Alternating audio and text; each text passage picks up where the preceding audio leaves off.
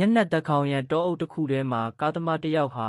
အပေါ်သွားဖို့ကားခဏရပ်လိုက်ပါတယ်။ဒါပေမဲ့သူမသိလိုက်တာကသူ့အနောက်မှာတွေးဆနေတဲ့မိန်းမတစ်ယောက်ရှိနေတယ်ဆိုတာပါပဲ။အဲ့ဒီမိန်းမနာမည်ကအတစ် သူမဟာကားသမားကိုတက်ဖြတ်ပြီးအငမ်းမရစားတော့ပါတော့တယ်။ပိုပြီးထူးဆန်းတာကသူမရဲ့ကားထဲမှာဝေါ်ဒါဆိုတဲ့ကောင်လေးတစ်ယောက်ကိုကျိုးတုပ်ပြီးဖမ်းထားတာပါ။သူတို့နှစ်ယောက်ဟာဘယ်သူတွေလဲ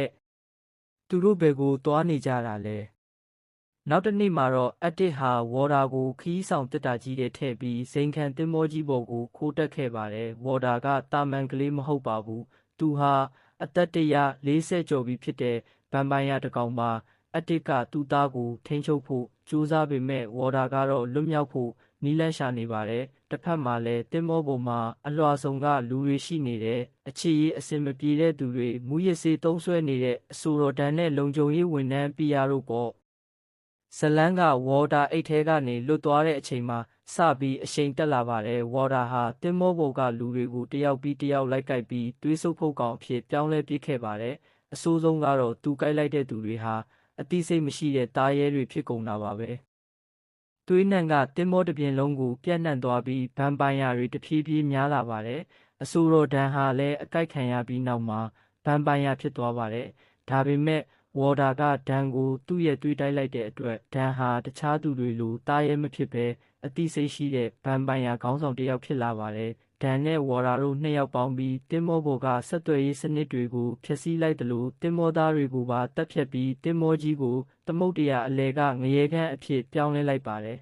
။လူတွေဟာဘဲကိုပြေးရမသိပဲပိတ်မိနေကြတယ်။လုံခြုံရေးဝန်ထမ်းပီယာကတော့အတက်နိုင်ဆုံးလူတွေကိုကယ်ဖို့ကြိုးစားပေမဲ့သူမကိုယ်တိုင်လည်းဒန်ရဲ့တိုက်ခိုက်မှုကိုခံလိုက်ရပြီးဗမ်ပိုင်ယာဖြစ်သွားပါတော့တယ်။အတစ်ဟာသူ့သားဖြစ်သူဝေါ်ဒါလုပ်နေတဲ့ကိစ္စတွေကိုရပ်တန့်ဖို့ဆုံးဖြတ်လိုက်ပါတယ်။သူမဟာဗမ်ပိုင်ယာဖြစ်သွားတဲ့ပီယာကိုကယ်ထုတ်ပြီးငါတို့ဒီအကောင်တွေကိုမြေပြင်ပေါ်အထိအရောက်မခံနိုင်ဘူးလို့ပြောကာပူးပေါင်းလိုက်ကြပါတယ်။သူတို့နှစ်ယောက်ဟာသင်္ဘောပေါ်ကဗမ်ပိုင်ယာတွေကိုတကောင်ပြီးတကောင်ရှင်းလင်းရင်းဒန်ကိုလိုက်ရှာကြပါတယ်။